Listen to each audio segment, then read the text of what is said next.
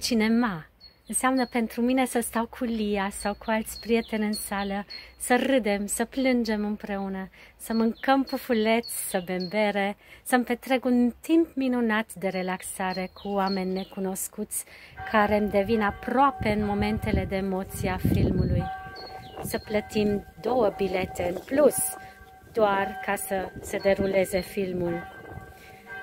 Râșnov, un oraș minunat, micuț, dar foarte drăguț, Biserica Evanghelică și oamenii ei minunați de acolo. Îmi amintesc de Inge Acker, de prietena mea de suflet, muziciană și artistă și ea. Haideți să sprijinim această campanie de renovare. O facem pentru noi toți.